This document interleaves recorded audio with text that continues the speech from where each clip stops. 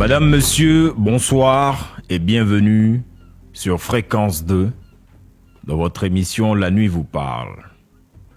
Vous le savez, nous sommes diffusés du lundi au jeudi de 0h30 à 1h30 sur RTI 1. Et nous sommes également en live sur la page Facebook de Fréquence 2. Aujourd'hui, de plus en plus d'Africains explorent des voies mystiques venues d'ailleurs. Et parmi elles, la Kabbale fascine, attire, intrigue. Science sacrée, langage codé de l'univers, clé des mondes invisibles, elle promet puissance, compréhension et connexion au divin. Mais une question demeure, une question qu'on évite souvent. Peut-on pratiquer la Kabbale sans renier ses racines africaines? Peut-on vraiment puiser dans une tradition étrangère sans se vider de sa propre essence? Peut-on invoquer des symboles venus d'ailleurs tout en restant fidèle à ses racines profondes? Ou sommes-nous en train de remplacer subtilement ce que nos ancêtres nous ont légué? La Kabbale est-elle aussi une voie par excellence pour atteindre le divin? Madame, monsieur, c'est une question que nous allons poser à nos invités cette nuit. Vous êtes les bienvenus par ici, vous le savez. L'objectif, c'est de vous pousser à vous interroger. Notre but n'étant pas de faire la morale à qui que ce soit. Olive Ndri est à la technique, Israël Corée à la réalisation radio-filmée. Installez-vous confortablement et surtout, passez le message auprès de vous. Nous sommes en direct. La radio qui nous rassemble, c'est celle qui nous ressemble. Fréquence 2, Ben Dubourg souffle dans les oreilles. On reste connecté, les actualités, la ponctualité. On reste connecté, les actualités, la ponctualité. Notre histoire d'amour, c'est beau. Fréquence 2, fréquence jeune. Toute la journée, je peux plus m'en passer. C'est Mario. Fréquence 2, fréquence jeune.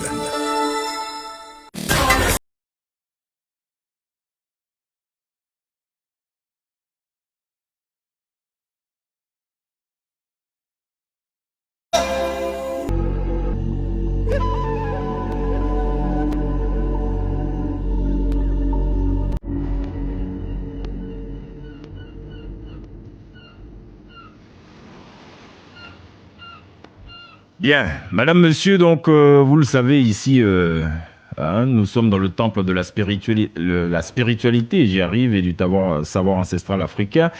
Nous sommes très heureux encore de vous présenter un invité particulier. Oui, on a le son, c'est bon, voilà. Donc on a le son sur la page Facebook de Fréquence 2, vous pouvez vous connecter, vérifier. En tout cas, on a fait nos tests ici et apparemment, le dieu du son est là.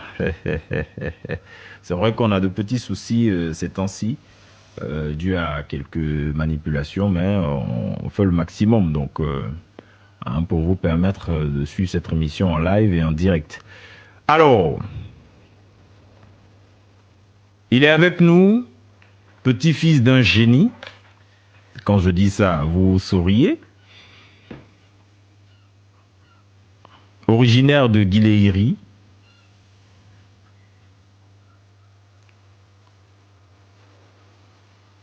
Responsable communication de la Fédération des Camis de Côte d'Ivoire.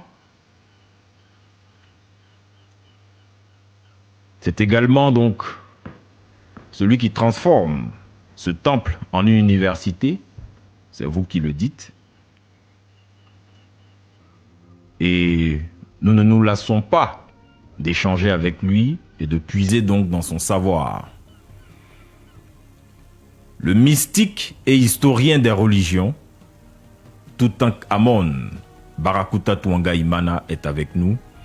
Mystique, bonsoir. Oui, bonsoir Eli. On se retrouve. Oui, avec grande joie. Ouais. Avec grande joie parce que voilà, le temps presse. Et donc il est important de communiquer déjà ce que nous savons à ceux qui ont les oreilles dressées pour que l'ignorance prenne, je pourrais dire, sa retraite, afin que la connaissance s'installe. C'est ça, super. Merci infiniment. Et puis nous avons donc un invité. Il est à la tête de l'école spirituelle ésotérique Eyuama, qui signifie les enfants de la lumière. Il est théurge, kabbaliste, ésotériste, thérapeute. Il donne des formations spirituelles dans toutes ces sciences et ces disciplines. La guérison également l'accompagne, mais surtout l'éveil de conscience. Nous sommes très heureux, madame, monsieur, d'échanger avec le maître, ou si vous voulez, le mage, Aziel. Maître, bonsoir. Bonsoir, Eli. Soyez le bienvenu. Merci. Ben, j'ai envie de dire, finalement, on se retrouve à l'antenne. Bah oui, c'est ce que les astres ont voulu et c'est ce qui est. Alors, je profite donc pour saluer aussi les auditeurs et les téléspectateurs, si je peux m'exprimer ici. Et puis, leur dire que peut-être enfin, ils ont un visage sur le nom depuis des années. Waouh. Ben voilà. Super. Alors, le maître le dit parce que, madame, monsieur, en off, il m'a dit que son but n'est pas de se faire voir, n'est pas de glaner des lauriers, n'est pas d'apparaître. Il a toujours fait les choses en off, de façon souterraine. Il préfère rester dans son coin et faire ce qu'il a à faire. Et il avait même négocié pour qu'au moins on le floute. Ouais, parce que, comme on l'a dit, il n'est pas là pour ça, se faire voir. Et je lui ai dit, malheureusement, on est obligé de vous afficher. Donc, c'est pour tous ceux qui le connaissent, c'est la première fois que vous le verrez comme ça, à l'antenne, physiquement, et tout cela. Ailleurs, on entend sa voix, mais on ne sait pas qui parle. Aujourd'hui, il est là. C'est peut-être le jour voulu par l'énergie primordiale. Exact. Voilà, pour que au moins vous puissiez donc le voir et puis, pourquoi pas, profiter de son enseignement. Alors, parlez-nous un peu, rapidement, avant d'attaquer nos interdits, de l'école Eyuama, les enfants de la lumière. Alors, merci Eli. Eyuama, c'est une école ésotérique qui existe depuis plus d'une vingtaine d'années. Peut-être même plus de 30 ans. Alors, Eyuama est issu de l'école de vie divine qui a été promu par l'initié Serge Majolet, qui est un Français. Je pense que vous avez certainement entendu parler de lui. Il était de son vivant, donc il était très souvent en Côte d'Ivoire ici et tout. Et donc, ensuite, suivant l'enseignement de Serge a donné donc l'autorisation que les centres soient autonome.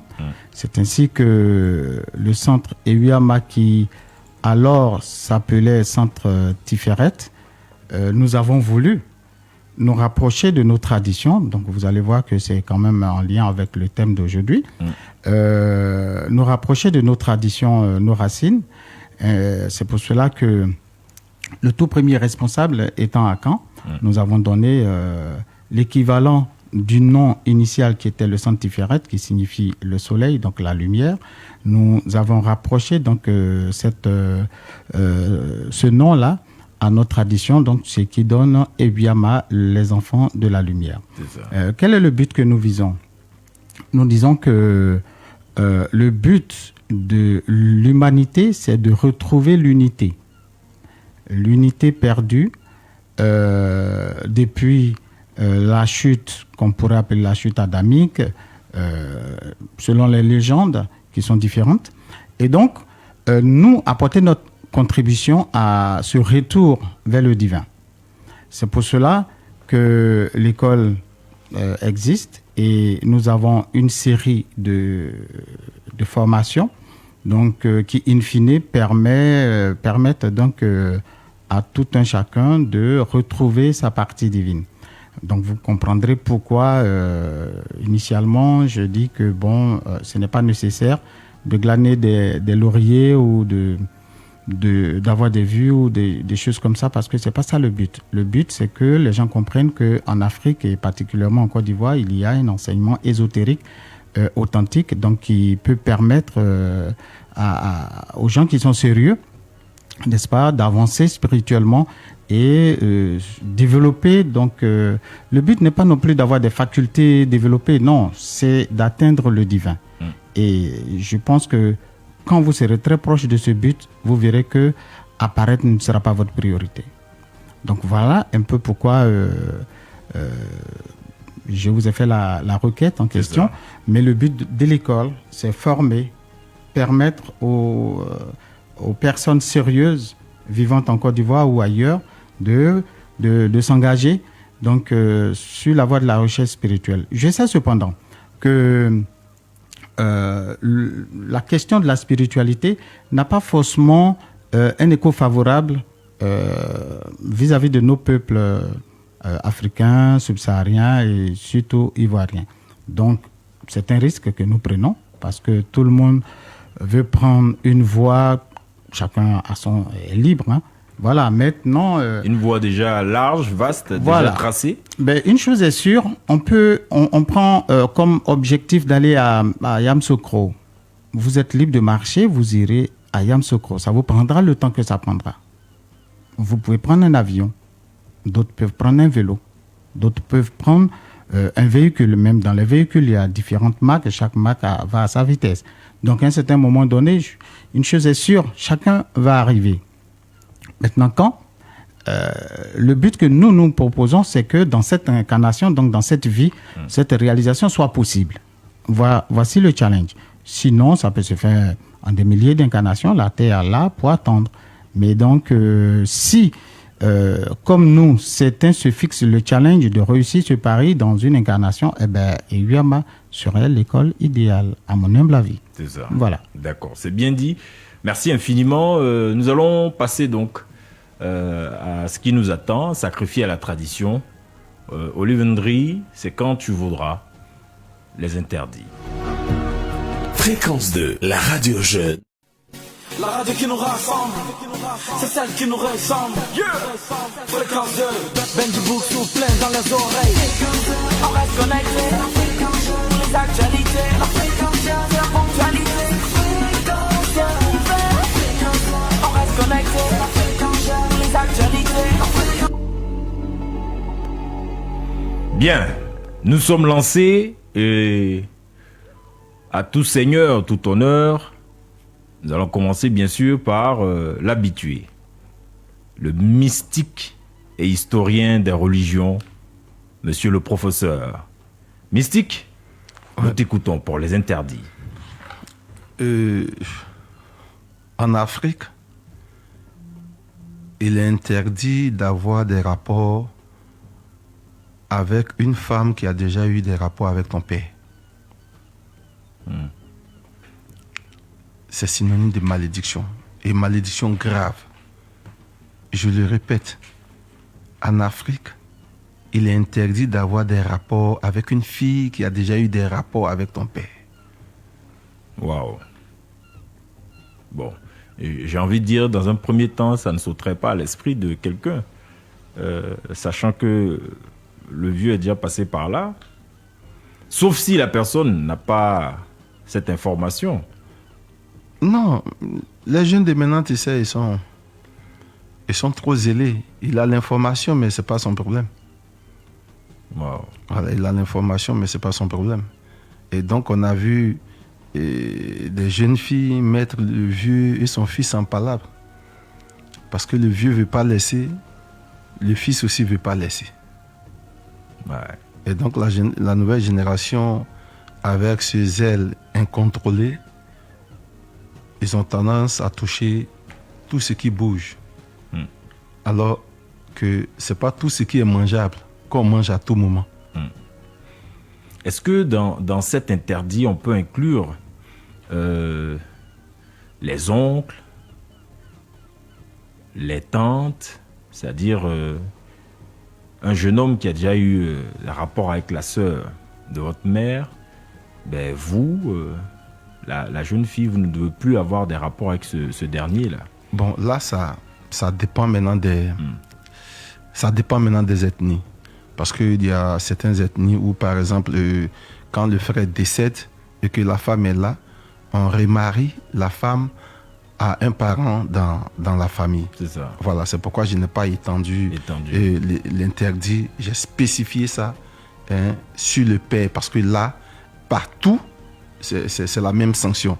Mais quand on étend un peu, ça dépend maintenant vraiment des ethnies. Parce que je connais aussi des gens qui, lorsque la femme n'est pas là, que sa petite soeur est là, sa petite soeur a le droit de servir son mari avant que, avant qu'elle ne vienne. Et il y a des ethnies en Côte d'Ivoire ici qui le font. C'est autorisé. Voilà, c'est autorisé. Ouais. Tu vois, c'est donc, autorisé. Si on veut rester dans le cadre formel de cet interdit, on n'a pas de rapport sexuel avec la fille qui a déjà couché avec le père. C'est ça. Et on devrait peut-être ne pas avoir de rapport sexuel aussi avec cet homme qui a couché avec la mère. Effectivement. D'accord. Donc, le principe masculin, le principe féminin. C'est juste. D'accord. Super.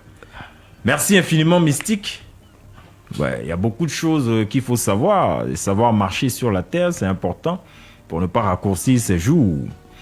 On va se tourner vers notre mystique, kabbaliste, enseignant aussi, Maître Aziel. Merci. Alors, je vais peut-être vous surprendre.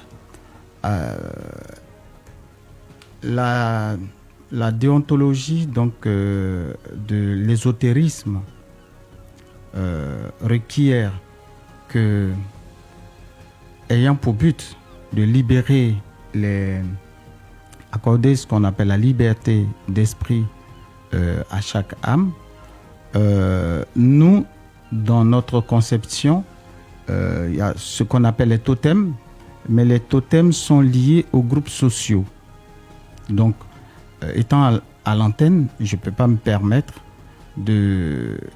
d'orienter, parce que c'est une contrainte morale que j'inflige à celui qui m'écoute, qui me fait confiance, qui dit Maître Aziel dit, on ne fait pas ceci, alors que ça ne fait pas partie, par exemple, de son groupe social. Donc, je ne peux pas me permettre d'évoquer des interdits. Mais lorsque vous pratiquez la spiritualité de haut niveau, vous arrivez à un certain stade, ce n'est pas quelqu'un qui va vous dire que ne faites pas ça. Vous obtenez ce qu'on appelle la connaissance révélée en ce moment, intuitivement. Il y aura un blocage. Et puis, étant donné qu'on travaille avec les hiérarchies sacrées de l'univers, elles s'interposent et ça ne peut même pas arriver.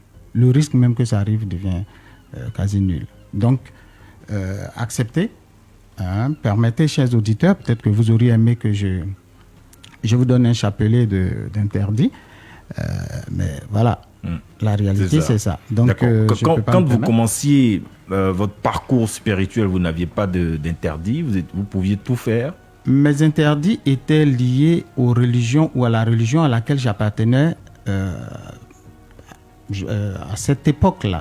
Voilà, donc oui, ça va de soi que ma foi étant liée et mon parcours spirituel étant lié à cette église-là, du coup, les interdits de cette église étaient les miens. C'est ça. Voilà, donc je parlais donc de libération de l'esprit. Donc à un certain moment donné, l'esprit s'envole et c'est là que tu te rends compte en réalité que pendant des années, tu n'étais pas forcément dans la vérité.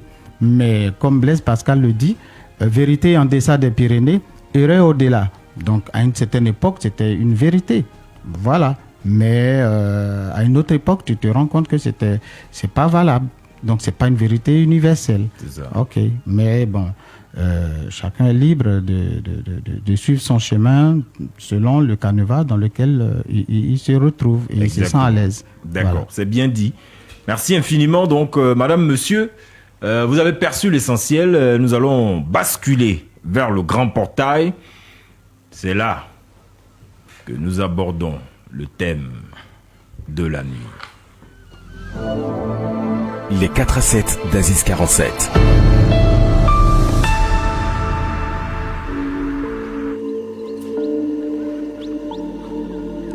Et ici, nous voulons préciser que le but, il est informatif et non pédagogique. Vous avez entendu tout à l'heure Maître Aziel, nous n'avons pas la prétention de tout connaître et de tout savoir. Nous dirons ce que nous savons. Vous apprécierez dans votre tamis, vous filtrerez et retiendrez ce qui vous correspond. On va commencer par le maître Aziel. Maître, parlez-nous un peu de la Kabbale. Est-ce que c'est un exercice facile de le faire en 2 minutes? Mais on voudrait quand même en savoir un peu plus sur la Kabbale. Qu'est-ce que c'est?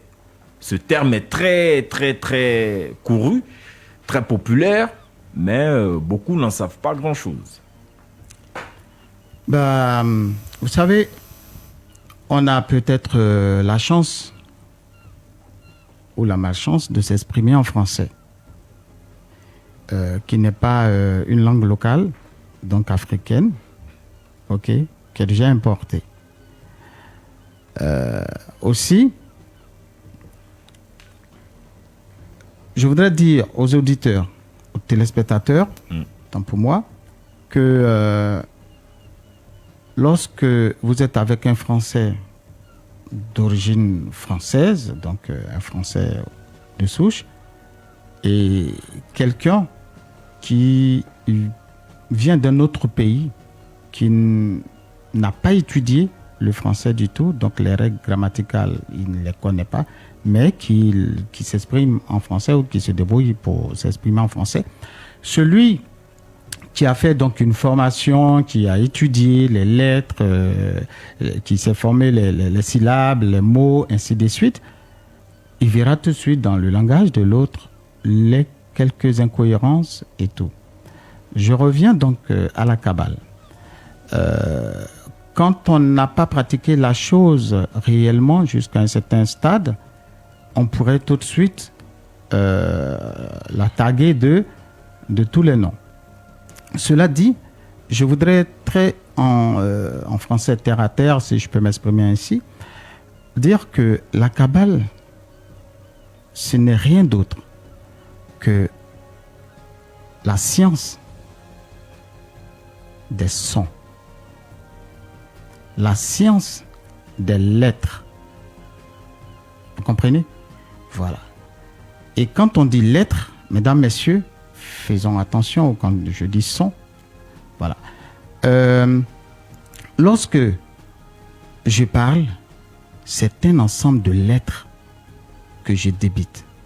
Lorsque je m'exprime dans ma langue maternelle, c'est la même chose. Mais la codification est différente. Vous verrez dès lors que certains mots dans une ethnie qui n'est pas une insulte, le même mot a une intonation près devient injurieux dans une autre langue. Vous comprenez? D'accord. C'est ça l'étude de la Kabbale. Mm. D'accord? Mais lorsque vous étudiez cette science, vous faites attention à ce que vous dites. Parce que là, vous vous approchez de ce qu'on appelle la magie du verbe. Et quand vous êtes dans un certain état et que vous dites certaines choses, ça s'accomplit par la grâce de Dieu. Donc la Kabbale, en gros, c'est un canal qui permet à l'homme de retrouver le divin. D'accord? D'accord. Voilà.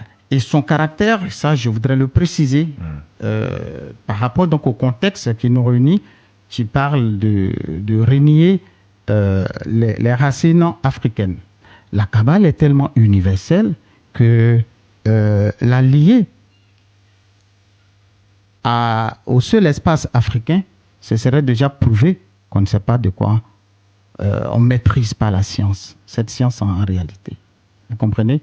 Donc, il y a la Kabbale baoulée, que vous le vouliez ou non, soit vous ne savez pas, mais là, il faut le savoir. Soit il y a la Kabbale baoulée, il y a la Kabbale sénofo, il y a la Kabbale tagbana, enfin, la Kabbale est une science universelle. D'accord. Et celle que vous pratiquez, celle dans laquelle vous êtes devenu maître, parce que vous êtes aussi théurge, moi j'ai entendu parler de Goétie aussi, est-ce que celle-là donc prend sa source en Afrique ou ailleurs? Alors, toute science universelle prend sa source dans l'humanité. Je dis dans l'humanité. Donc, s'il se trouve que cette humanité a commencé quelque part, ben, c'est ce quelque part qui est le point de départ de cette science. Vous comprenez? Il faut que on fasse attention, étant donné que le but que nous visons est de ramener les humains à cette divinité, à cette unité primordiale, chercher à s'attirer la paternité de ceci ou de cela, c'est déjà une distraction. Vous comprenez? C'est déjà une distraction.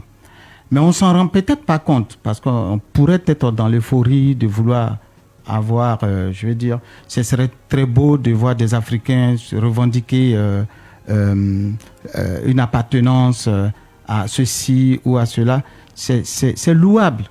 Et moi-même, j'encourage cela. Quand je vais au village, je m'exprime dans ma langue maternelle.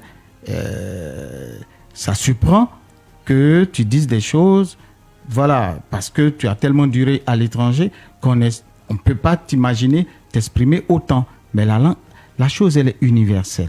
Il faut la maîtriser dans un pan.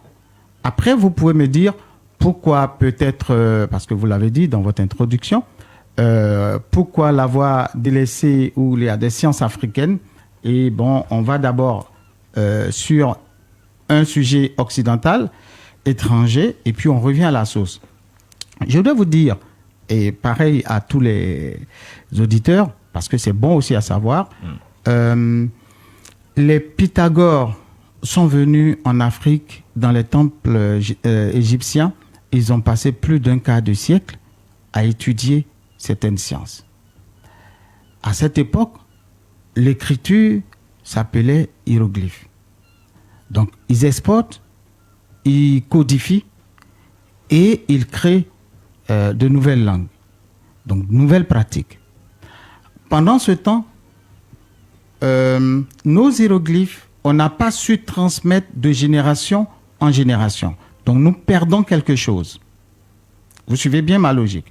Nous perdons quelque chose de très précieux depuis la base. OK? Ensuite, qu'est-ce qu'ils font? On a des langues telles que le grec, le latin, ensuite l'espagnol, aujourd'hui le français et tout. Donc, toutes ces langues-là prennent leur source du grec. Et d'ailleurs, à l'école, lorsqu'on étudiait en français, l'étymologie de chaque mot venait soit du latin, soit du grec, en tout cas pour ce qui concerne le français. C'est ça. Vous êtes d'accord avec moi? Tout à fait. Donc moi, tout de suite, quand j'ai commencé à embrasser le chemin ésotérique, j'ai dit, bon, je vais aller de l'autre côté. Puisque là, on est conscient qu'on a perdu quelque chose. on a beau spéculer et tout, le constat c'est qu'on a perdu quelque chose. Ce quelque chose-là, on pourrait le retrouver si on sait le chercher. Donc je vais prendre à la source de l'autre côté. Et je ne me distrais pas. Je répète, je ne me distrais pas. Mon objectif, il est comme un militaire à qui on a assigné une cible à atteindre. Donc je vais. Donc je le fais à fond. Je découvre ce que j'ai à découvrir. Je retourne. Moïse n'a-t-il pas fait la même pratique? Il était en Égypte, il a quitté l'Égypte, il est revenu en Égypte, cette fois-ci avec une autre mission. C'est aussi simple que ça. D'accord, je comprends un peu la subtilité et je crois que ça devient intéressant. Alors, Barakuta Tuangaïmana, mystique et historien des religions, à tort et à travers, donc je le rappelle, il a été prophète, il a été bishop, ça veut dire évêque, il a appris la Kabbale et il en est sorti, il est revenu donc à la tradition africaine, aujourd'hui maître et enseignant, formateur également. Barakuta Tuangaïmana, y a-t-il de l'universalité dans la spiritualité? Parce que le maître Aziel l'a dit, parler d'universel, il a parlé aussi, un point important, de Kabbale Baoulé, Kabbale Agni, Kabbale Gouro, Kabbale Bété, Kabbale donc juive, Kabbale, j'ai envie de dire grecque, Kabbale égyptienne, pourquoi pas, moi j'ai tant. Est-ce qu'il y a une universalité dans la spiritualité? Ok. Et dans un premier temps, quand on parle de Kabbale, on parle d'un certain nombre de connaissances codifiées. Donc, dans tous les peuples qui existent, il y a la Kabbale. Ça, il faudrait qu'on soit clair. Là où il y a un petit souci, c'est que cette Kabbale s'est faite en accord avec les entités qui vous dirigent. Et donc, c'est là qu'il y a la différence. Les entités qui dirigent, par exemple, les Africains, ne sont pas les entités qui dirigent les Juifs. Les entités qui dirigent les Juifs ne sont pas les entités qui dirigent les adeptes de la religion arabo-musulmane, ou bien les adeptes de la religion judéo-chrétienne, ou bien les adeptes du judaïsme. Donc là où on peut parler d'universalité, c'est que toute science secrète s'inspire sur les lois, tire ses forces dans les astres, tire ses forces dans ce que je pourrais appeler les ancêtres naturels de l'humanité, qui sont le soleil, les étoiles, la lune, les planètes. Mais chaque environnement est sous la coupole de certaines entités. Et donc, quand vous êtes dans une science secrète, quand vous êtes dans une Kabbale, vous êtes sous la coupole des entités de cette Kabbale. Donc, vous allez comprendre que en Afrique, il y a des entités qui n'ont pas les mêmes noms, par exemple, que les entités des Arabes, qui n'ont pas les mêmes noms que les entités de la religion judéo-chrétienne. Donc, qui n'ont peut-être pas aussi les mêmes missions. Non. Alors, quitter sous la coupole de ces entités, dans le cadre de la libéralité, c'est acceptable. Mais dans le cadre de présenter son caractère et son appartenance à cette tradition, c'est une démission. C'est une démission totale. Mais cela a été fait parce que les gens nous ont toujours dit que la connaissance africaine est morte. Elle n'a pas été perpétuée au fil du temps. Donc, elle n'est pas capable et elle n'a pas duré dans le temps et dans l'espace. Alors que c'est une chose fausse. Mais comment ça s'explique aujourd'hui que tous les Africains ne savent pas décoder les hiéroglyphes, par exemple? Non. Comme je l'ai dit, l'homme est le résultat d'une programmation en fonction de ce qu'on lui apprend. Est-ce qu'on apprend ça aux Africains? Non. Ce sont les curieux jusqu'à aujourd'hui qui étudient les hiéroglyphes. Il y a des facultés d'université en Afrique. Est-ce qu'on étudie les hiéroglyphes? Je ne pense pas. Donc, à partir du moment où la chose est là, qu'on ne vous fait pas étudier cette chose, mais c'est tout à fait normal que vous soyez le résultat de ce que vous avez étudié. C'est tout à fait normal. Parce que nous avons des grands savants dont on ne parle même pas. Des gens qui ont écrit plus de 300 livres. Des gens qui ont écrit 200 livres. Qui parlent des Dogons. Mais quand on parle des sciences sacrées, la maîtrise des astres, même la NASA n'est pas plus équipée que les Dogons. Donc, notre souci majeur est dû à la colonisation. Et cette colonisation a pollué notre atmosphère dans tous les domaines de la société. Et c'est ce qui est le drame pour nous. Sinon, s'il y a un créateur et que les gens disent qu'il est fidèle et que les gens disent qu'il est juste, la rationalité et la cohérence dit que là où il t'a déposé, il a déposé aussi là une science pour que tu utilises cette science-là afin de subvenir aux besoins de ton environnement. Toute spiritualité doit donc être conforme à l'environnement dans lequel on se trouve. Parce que la spiritualité, elle prend en compte votre moralité, elle prend en compte votre organisation sociétale, elle prend en compte votre vision de l'humanité.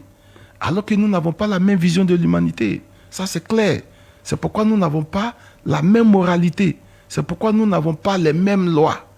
Et donc, aujourd'hui, nous, en tant qu'Africains, nous sommes dénaturés parce que, effectivement, on nous a dit qu'il n'y a rien. On nous a dit que votre tradition, elle était orale, il n'y a pas des écrits. Non. C'est archi faux. Aujourd'hui, nous nous rendons compte que avec les papyrus de la bibliothèque d'Alexandrie, mais l'Afrique a toujours sauvegardé le savoir. Et même si les gens ne veulent pas le reconnaître, l'Afrique a été le dépositaire du savoir. Et ça peut se discuter.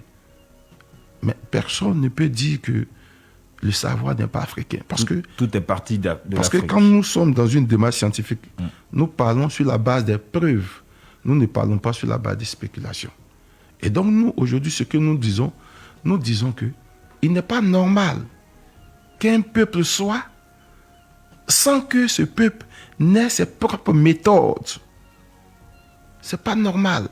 Si ce peuple n'a pas ses propres méthodes, c'est que ce peuple refuse d'utiliser ses propres méthodes, ou bien ce peuple a été victime, je pourrais dire, d'un endoctrinement qui lui a fait croire que ses méthodes ne sont pas les bienvenues dans ce monde et que ce sont les autres méthodes qui sont mieux. Et nous disons que lorsque nous faisons une vue panoramique sur le monde, à chaque continent, à chaque peuple, une cabale. Où est donc la nôtre? D'accord. Où est donc la nôtre? Je sais que Maître Aziel peut-être veut réagir à certains points qui ont été évoqués, mais Maître, je veux savoir, en fin de compte, s'il y a des cabales Baoulé, Agni, Sénoufo, Dozo, Burkinabé et tout cela, pourquoi elle n'est pas, je veux dire, ces cabales-là ne sont pas mises en avant, et celle qui a, j'ai envie de dire, pignon sur rue, c'est la cabale juive. Très bien. Alors, ce qui nous amène à faire un état des lieux sérieux. OK. Nous allons faire un état des lieux. Quelqu'un vient chez vous. Il brille. Enfin, c'est peut-être pas un exemple positif, mais peut-être qu'il va traduire avec beaucoup plus de clarté mes propos et mon idée. Quelqu'un vient chez vous. Il se met à tabasser, à braquer, on va dire, donc avec violence. Donc, il y a certains d'entre vous certains qui reçoivent des chocs. On les envoie à l'hôpital se soigner. Papa est peut-être hospitalisé, maman est hospitalisée. Pendant ce temps, que font les enfants? Donc, vous voyez qu'il y a une rupture. Aussi courte soit-elle, il y aura forcément une rupture dans la gestion des choses. C'est ça. Pendant ce temps, ce monsieur est parti, ou ceux qui ont posé ces actes sont partis avec un certain nombre de vos équipements, je vais dire millénaires, mais il faut les retrouver. Donc quand papa retourne à la maison, il retourne à la maison, ces choses ne sont plus là. Donc, vous voyez que nous sommes dans une situation de chaos qui va prendre le temps pour pouvoir se retrouver. Pour ce qui concerne l'Afrique, toute la belle histoire qu'on a connue, nous sommes, et il faut bien le dire, parce que si on veut faire un état des lieux sérieux, il faut oser dire que nous sommes des has-been. L'Afrique ou la spiritualité africaine? La spiritualité africaine. Je ne nie pas, je précise bien, je ne nie pas qu'il y ait une spiritualité africaine de nos jours, authentique. Mais celle-là, elle ne se trouve pas sur les réseaux sociaux. Celle-là, elle ne se trouve pas, elle n'est pas accessible aussi facilement. Ok? Je parle des degrés d'initiation. Vous comprenez? Voilà. Donc quand je dis que nous sommes des has-been, prenez l'Afrique, Égypte, prenons l'Égypte antique. Après la chute de la période pharaonique, que s'est-il passé? On va appeler cette phase-là la phase de la débandade. Tous les peuples sont descendus. Nous-mêmes, en Côte d'Ivoire, la terre est bunéenne. Nous sommes certainement des descendants.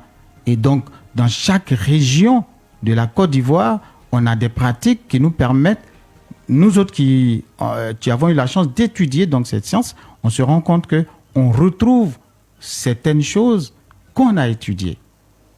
Ça nous permet de réussir ce colmatage et ce rassemblement, ce grand rassemblement. Donc vous nous dites que lorsque l'Égypte est envahie par la Grèce et tout cela, les Ptolémées, donc des pharaons grecs, naturellement, les peuples autochtones de l'Égypte antique vont descendre donc, par immigration. D'accord. Donc on aura tous les royaumes que vous avez connus, Songhai, Mali, Soso, et que sais-je encore, Ghana et tout. Vous comprenez? C'est ça. Donc voici ce qui va se passer. Et donc chaque peuple va venir avec sa cabale. Vous voyez l'universalité de la chose. C'est ça. Donc chaque peuple va venir avec sa cabale. Il faut faire un bon état des lieux. Ainsi, la deuxième phase de cet état des lieux, c'est l'avènement du christianisme, qui viendra aussi dire, tout cela, c'est pas bon, il faut laisser. Donc la rupture est là.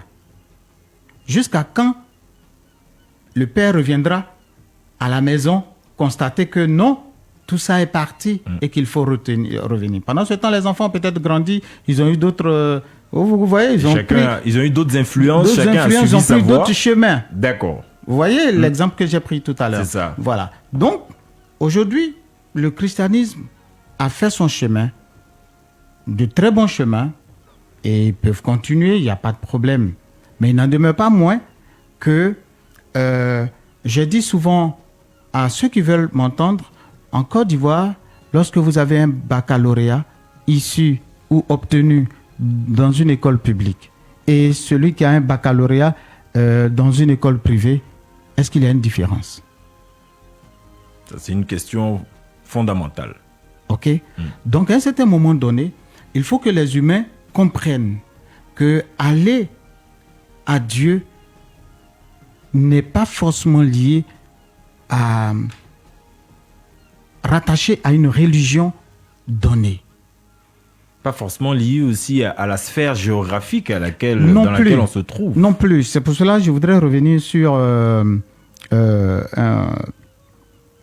des propos tenus par mon frère tout à l'heure quand il a parlé des entités. Mais je vous explique, chers téléspectateurs, pourquoi les rituels kabbalistiques ou même toute pratique ésotérique se fait par initiation. Le verbe initier en français veut dire commencer, C'est ça. débuter, entamer. Donc, lorsque vous arrivez dans un peuple, moi je suis à Nîmes, je peux faire la Kabbale juive, et je vais être initié. Donc, je vais entamer mon parcours dans cette science. Et l'initiation sous-entend que toutes les hiérarchies qui dirigent ce peuple, désormais, vous reconnaissent comme tel. Et ça vous donne un atout, parce que cela ne chasse pas pour autant les entités de votre origine. C'est comme je suis en train de m'exprimer en français ici. J'arrive chez moi à la maison, si je suis agné, je m'exprime en agné. Je suis la même personne. Ok? Je suis dans un établissement, je suis professeur d'anglais, je parle anglais. Je sors, je parle français. Est-ce que vous comprenez? Ça me donne plusieurs cordes à mon arc, comme on le dit. Et si je sais utiliser ces atouts et que je ne perds pas de vue mon but qui est de rencontrer, donc de développer en moi le divin, alors je courrai plus vite que celui qui marche. Ok? Étant entendu que déjà, l'état des lieux est sans appel, il y a une rupture. D'accord. La science, les dépositaires sont là, au Mali, en Côte d'Ivoire, dans certains pays, au Gabon, Cameroun. voire le Cameroun. Il y a des dépositaires. Congo. Au Congo, voilà. Mais pendant cette période de rupture, il y a eu des déformations. Il a parlé d'aujourd'hui, c'est un jeune qui pourrait, sachant que le père est passé, a eu pour aventure telle fille, qui peuvent. Ça veut dire que au niveau moral, on a aussi perdu beaucoup de notre moralité. D'accord? C'est ça. Donc la positivité et tout. Alors, si nous autres, je le dis fièrement, avons dans cet environnement-là pris le risque de dire bon, c'est un peu risqué quand même, parce que les entités en plus, aujourd'hui, pour avoir étudié toutes ces sciences-là, je connais bien les entités, aussi bien de chez moi, ok, D'accord. que d'ailleurs. Et modestement, humblement, je dis, en tout cas quand je parle, je suis écouté. C'est ça. Mais est-ce qu'il est vrai donc que chaque peuple a ses entités et que chaque peuple donc a son raccordage ou sa codification, son logiciel? Ok, c'est une question. Mm. Oui, chaque peuple a son raccordement avec la divinité. Donc, le canal par lequel ce peuple peut atteindre la divinité. Et il n'y a pas un canal qui soit supérieur à un autre.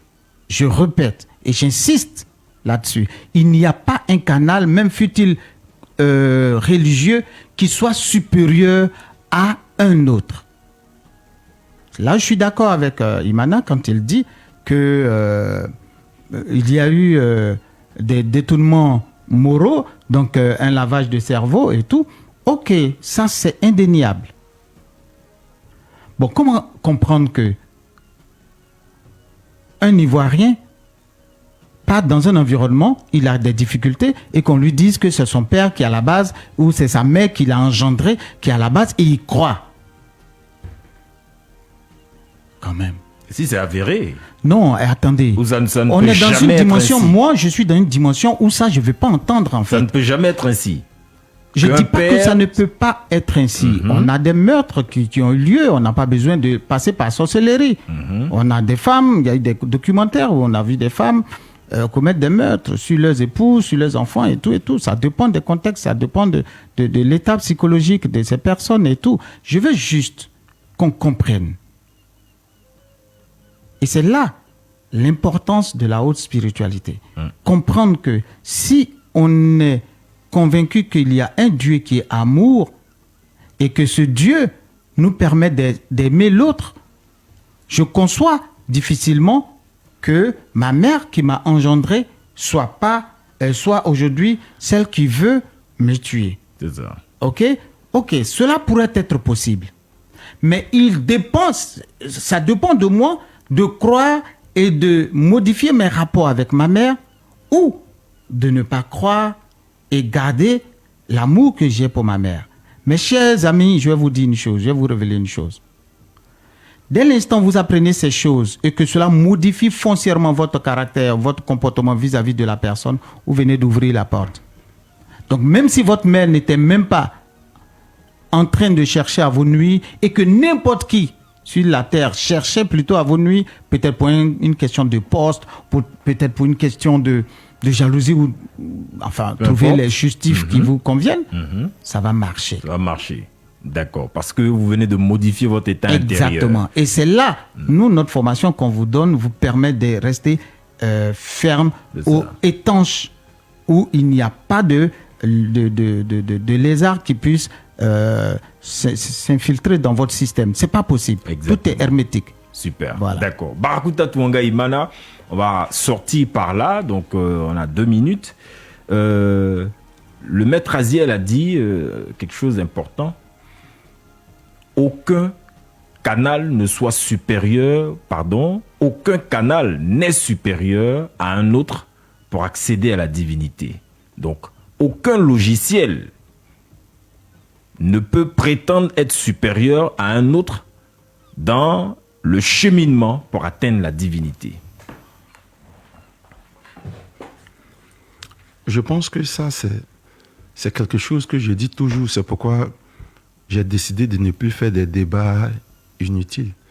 Et moi, je dis que chaque peuple a ses raisons d'avoir une religion. Il n'y a pas de problème. Parce que cette religion est structurée de telle sorte qu'elle permet aux adeptes d'être connectés au Créateur. Ça, c'est une chose logique.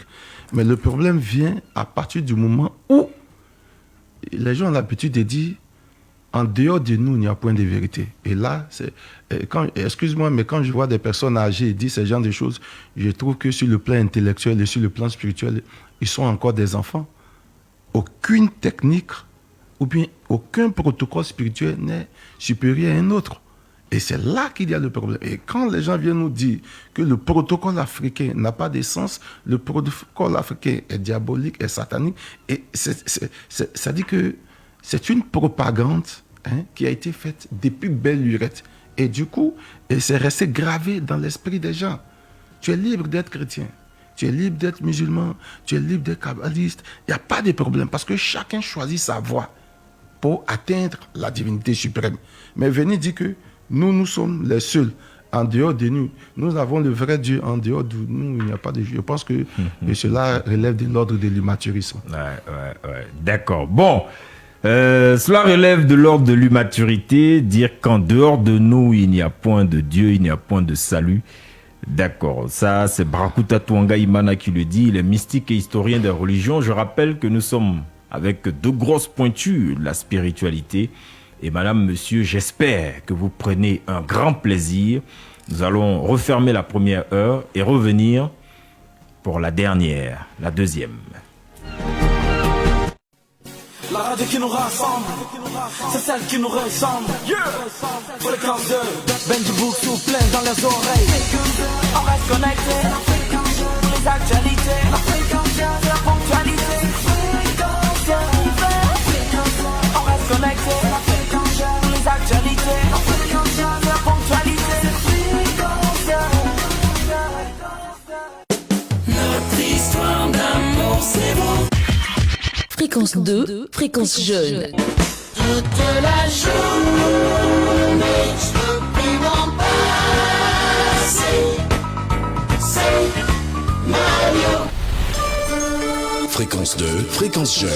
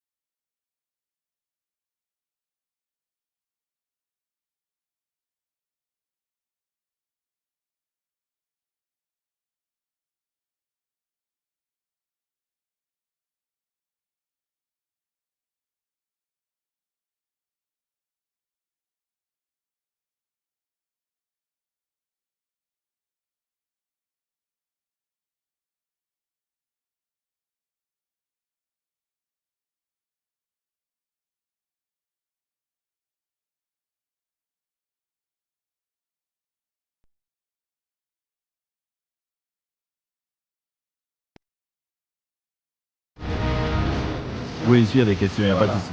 Il n'y a pas de souci. Il y a pas de souci. Non, bon, j'ai checké, il n'y en a pas.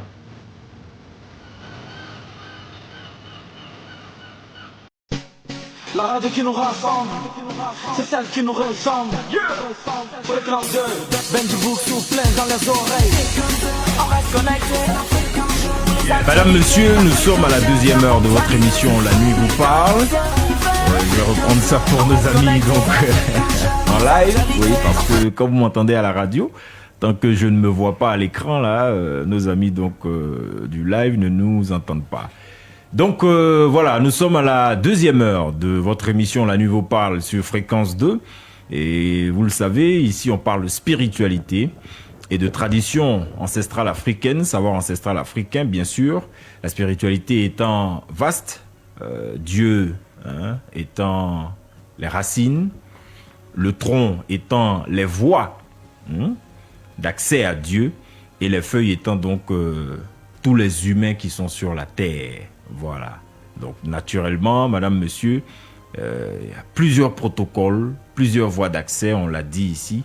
Et j'entends le maître Aziel qui dit qu'il parle sa langue natale et qui connaît désormais, par les protocoles qu'il a expérimentés, il a accès aux entités de chez lui. Donc quand on demande peut-on pratiquer la Kabbale et renier ses racines africaines, je crois qu'on a déjà la réponse, mais on va quand même creuser avec le mystique et historien des religions Barakuta Touanga Imana. On va continuer à creuser. Maître Aziel, Barakuta, je veux savoir, je veux vraiment, je veux pas créer le désaccord ou la discorde, mais je veux savoir. Est-ce que les entités, Maître Aziel, avec lesquelles vous travaillez, sont supérieures aux entités avec lesquelles les traditionalistes africains travaillent? Je reformule ma question. Le protocole que vous utilisez dans la Kabbale juive est-il supérieur au protocole utilisé dans la tradition africaine ou dans la spiritualité africaine? Alors, vous allez m'excuser, mais je pense que la question ne se pose pas à partir du moment où j'ai dit il y a quelques minutes qu'aucun canal n'est supérieur à l'autre. C'est des voies, et puis à moins que on se dise que il y a plusieurs divinités, donc chaque divinité a sa puissance, ainsi de suite, ainsi de suite. Moi, je pense qu'il y a un seul principe créateur. Il y a un seul principe créateur. Et nous, quelle que soit notre diversité, nous dépendons tous de ce principe créateur. Appelez-le Dieu, Allah, Gela, Nyamien, comme vous voulez. Donc, quand j'échange avec un kabbaliste, quand j'échange avec un bouddhiste, quand j'échange avec un yogi, quand j'échange avec quelqu'un qui pratique le vaudou, que ce soit béninois ou haïtien, et qui me dit que chez moi, dans ma pratique, c'est direct, il n'y a pas d'échec, on atteint les objectifs clairement, contrairement à ailleurs où on va te faire poireauter. Et il parle d'autres spiritualités. Qu'est-ce que vous dites donc de cela? Parce qu'on entend certains spiritualistes dire que ce qu'il fait là, c'est l'authentique, c'est l'exact, et que les autres sont encore en train de se chercher, ou bien ils sont peut-être à des niveaux inférieurs. Je vais être très clair avec vous. Allons-y. Soit vous avez des gens qui cherchent de la visibilité, vous avez des gens qui cherchent l'argent, mais vous aurez tout, sauf un cherchant spirituel authentique et sérieux. Celui qui tient tel discours. D'accord. Okay?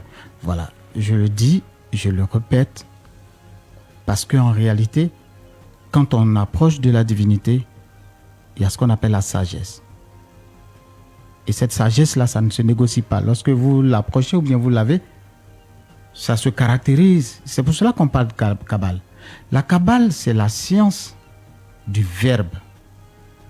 Quand Jean dit au commencement était le verbe, ce n'est pas une récitation, mais c'est un principe universel. qui est autant valable en Russie, aux États-Unis, en Afrique, qu'en Chine. Et dans le principe, oui, le principe créateur est dans le verbe. Et c'est un secret. Je vous dis, c'est un secret. Et le mot Kabbale vient de là. C'est-à-dire qu'on va vous apprendre à connaître et comment faire vibrer certaines choses dans l'univers.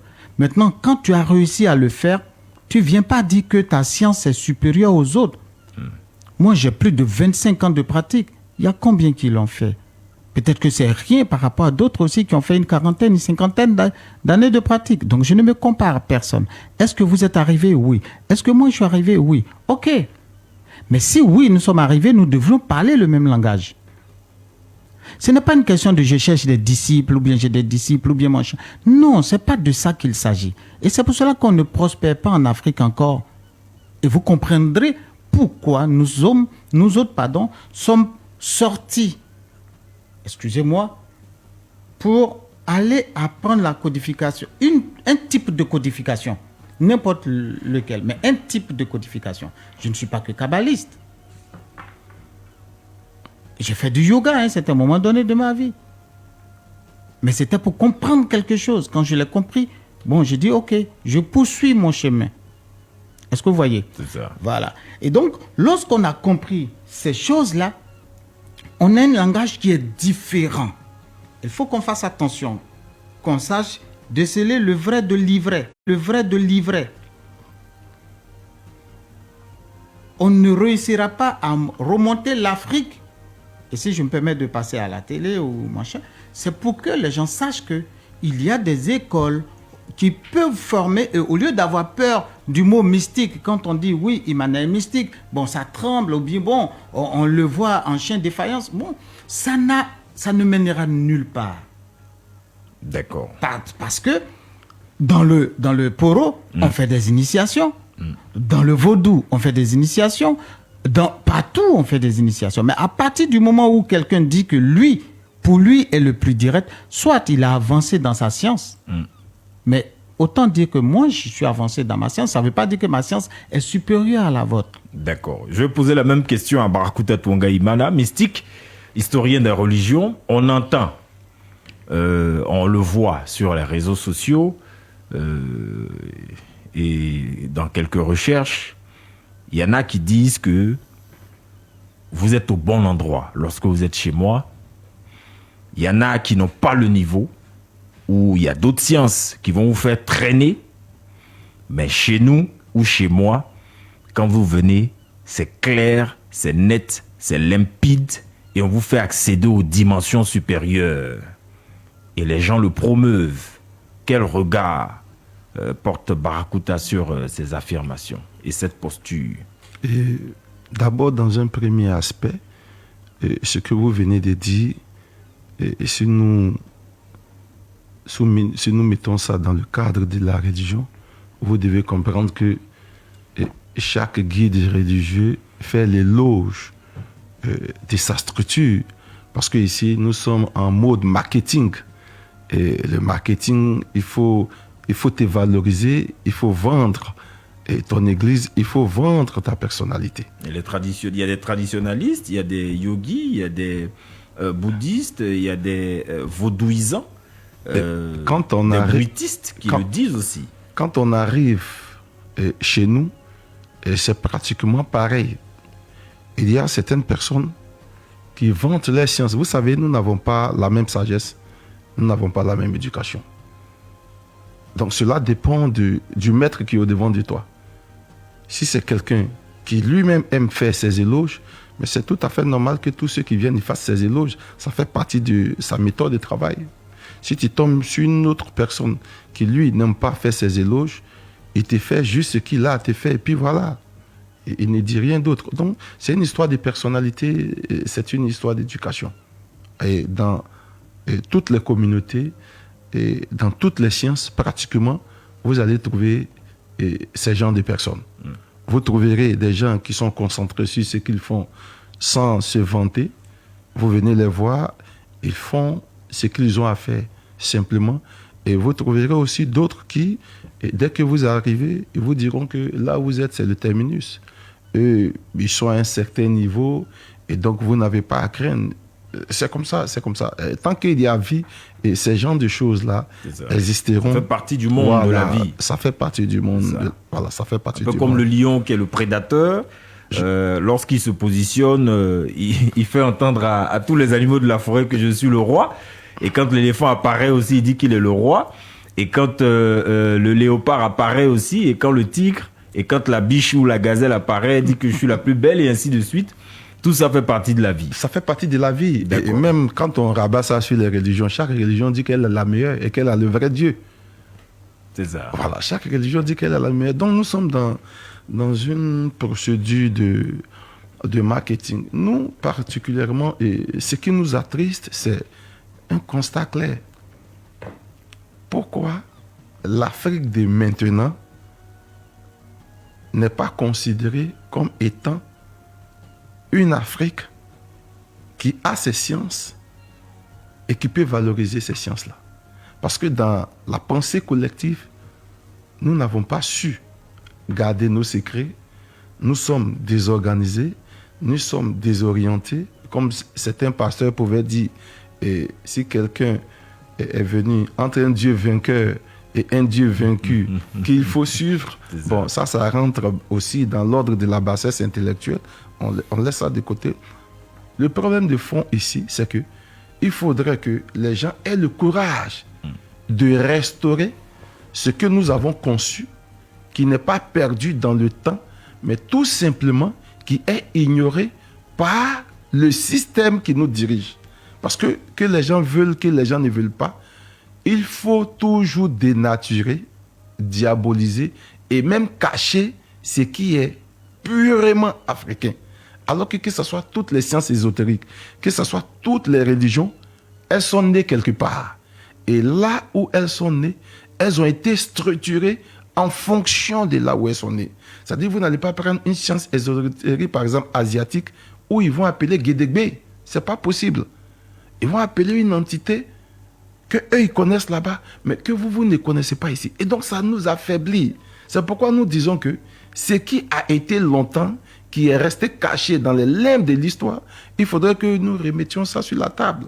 Vous voyez un peu, on nous enseigne certaines choses. Mais imaginez, on modifie notre système scolaire. Ce qu'on nous enseigne maintenant, on n'enseigne plus ça peut-être à nos enfants. Et on donne un nouvel enseignement, 50 ans, 30 ans. Vous verrez que l'enseignement que nous savons aujourd'hui, là, cet enseignement-là ne va plus exister. Et c'est le nouvel enseignement même qui va prendre possession de cette nouvelle génération. Et donc, c'est ce que les gens ont fait avec nous. Parce que pour parler de spiritualité, pour parler de religion, il faut parler d'abord du sacré. Parce que celui qui ne connaît pas le sacré ne peut pas parler de spiritualité, il ne peut pas parler de religion. Parce que tout part du sacré. Quelle est la conception du sacré? Alors, nous avons la conception du sacré. Mais nous avons bénéficié d'un système scolaire, un système éducationnel qui n'a pas arrangé l'Afrique pour valoriser son savoir. Et nous nous disons maintenant non.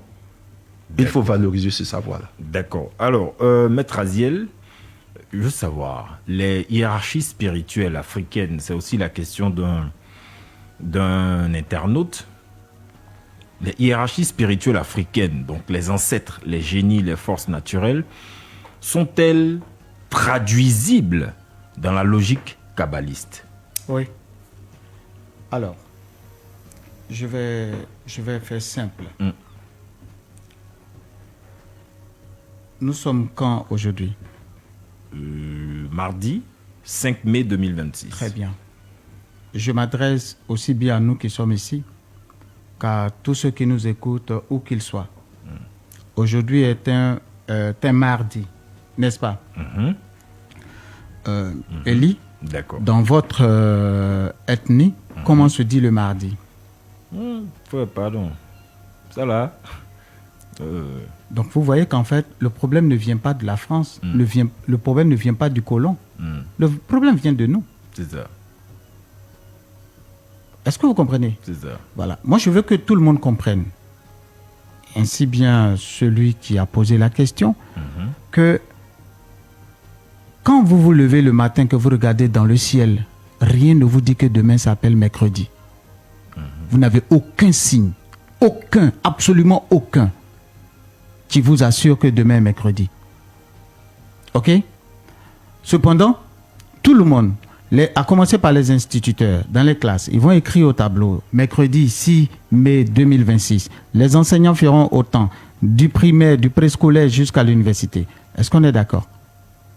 Mais en Afrique, en Côte d'Ivoire particulièrement, chaque langue, si nous sommes 66 ethniques, 60 ou plus de 60 ethniques, nous avons, ne serait-ce que, on est au début de la Kabbale, chaque langue a les jours de la semaine, ok, aussi mentionnés, aussi bien qu'il existe dans les langues occidentales.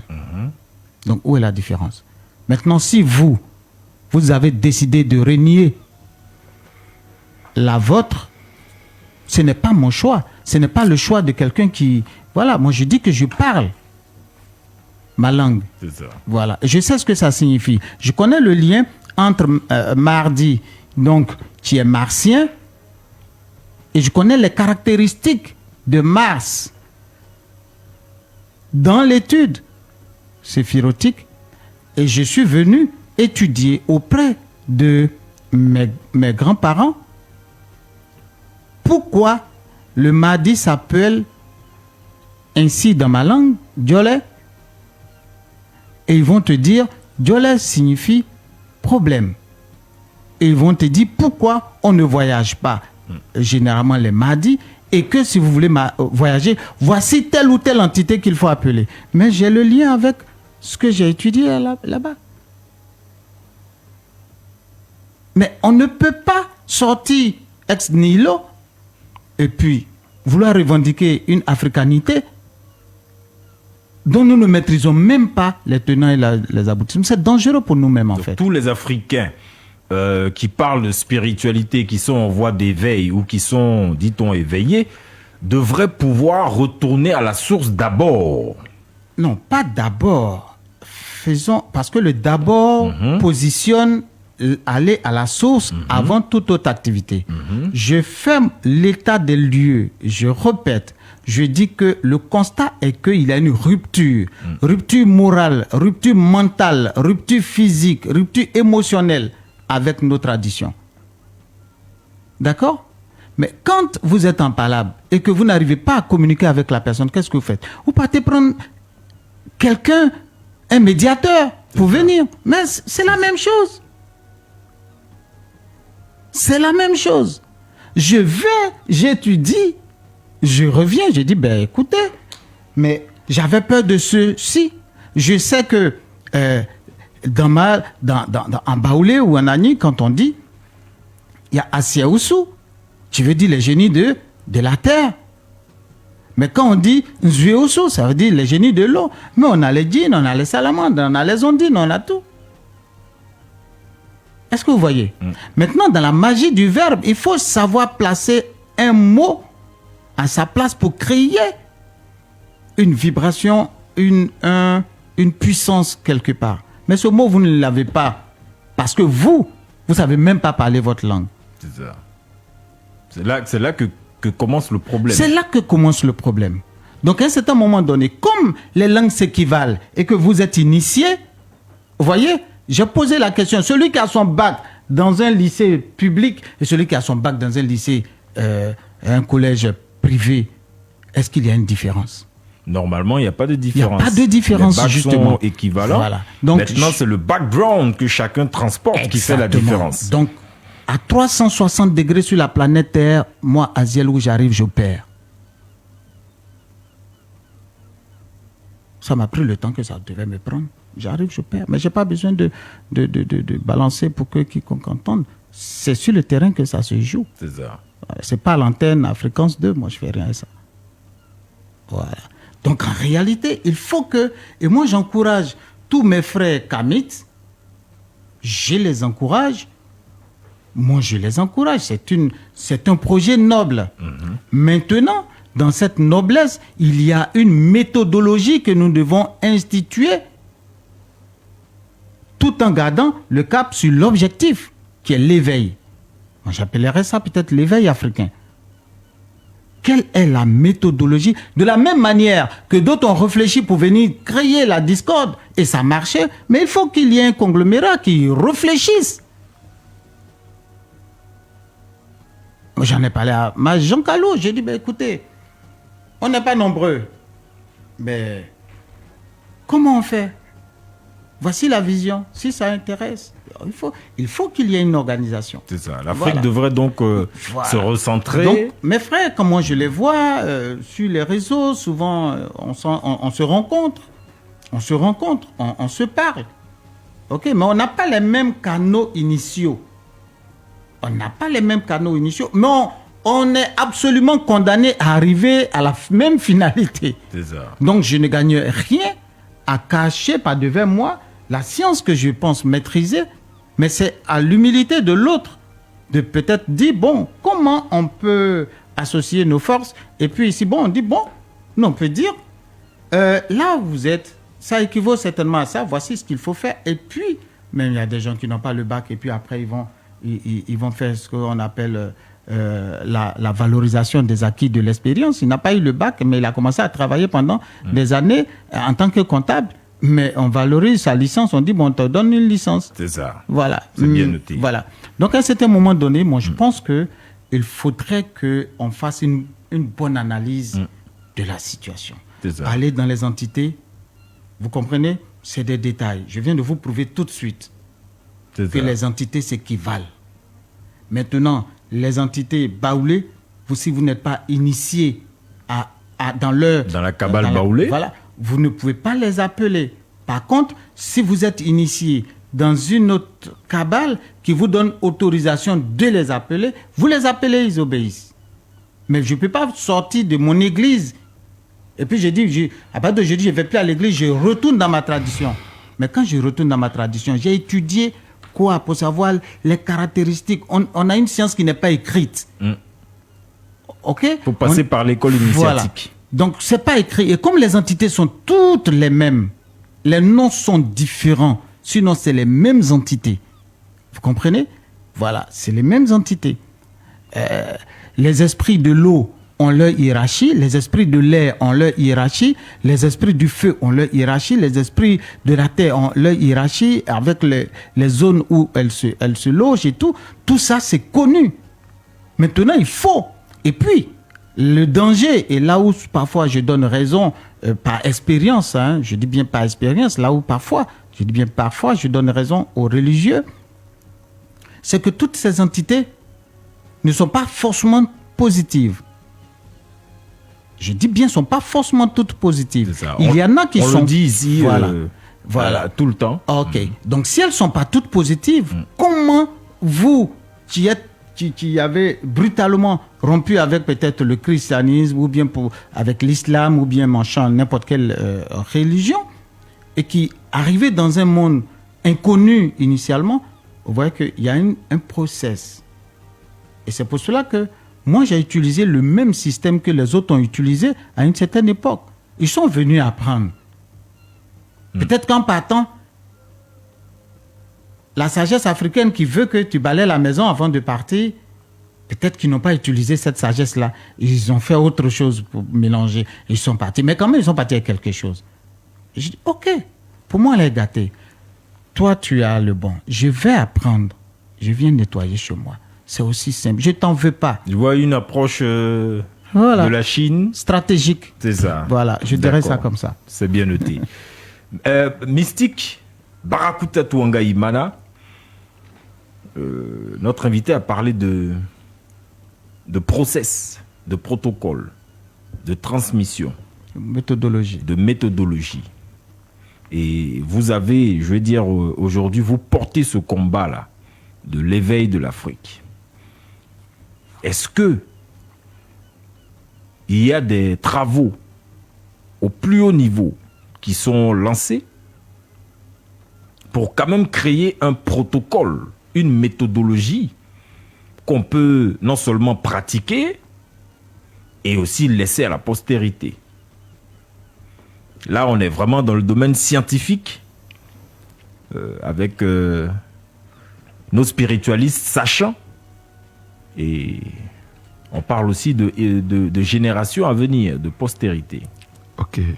Avant de répondre à cette question, vous devez savoir que nos parents qui ont fréquenté dans les années 60 jusqu'à 70, voire même 75, ils vous diront que il était interdit de parler sa langue maternelle à l'école. C'était un risque de sanction. C'est ça. Et pas n'importe quelle sanction. C'est ça. Chez moi, je connais des oncles qui ont été chassés de l'école parce qu'ils parlaient leur langue maternelle. Ouais. Des individus qui se sont comportés de la sorte avec nous, c'était dans quel but? De nous couper de nos racines. Bien. Qu'on soit acculturé, aliéné. Bien. Donc, quand ils le font, c'est pour ne pas que notre savoir soit perpétué. Mais même si les gens ne pouvaient pas s'exprimer, le savoir, lorsqu'il est dans un individu, c'est le savoir. Quel que soit le lieu où il est, il a donc ce savoir-là. Donc, le problème ici, nous disons que si on nous laissait nous exprimer, aujourd'hui, on n'allait pas être peut-être dans cette idéologie selon laquelle les Africains ne sont pas mis pour se prendre en charge. Parce que tout ce que nous disons et tout ce que nous faisons est le résultat de ce que les gens ont imposé dans notre éducation. Il faut le reconnaître. C'est pas parce que ce qui n'a pas été imposé n'est pas bon. Mais c'est tout simplement qu'il fallait que la mentalité européenne soit imposée dans tous ses aspects. Puisque ce sont ceux-là même qui écrivent. Et nous avons perdu la guerre. Quand tu perds la guerre, c'est le vainqueur qui raconte l'histoire à son avantage. Et donc, quelqu'un pouvait dire l'histoire racontée par la gazelle et l'histoire racontée par le lion, c'est pas la même histoire.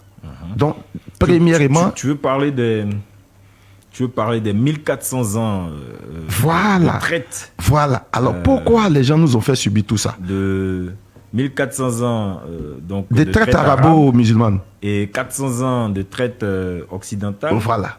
Tout ça mis ensemble, ça fait près de 1800 ans de... Pourquoi les gens nous ont fait subir ça? Et donc, c'est dans cette politique-là, et jusqu'à aujourd'hui, qu'on interdit notre savoir d'être véhiculé. C'est pas parce qu'il n'y a pas de savoir.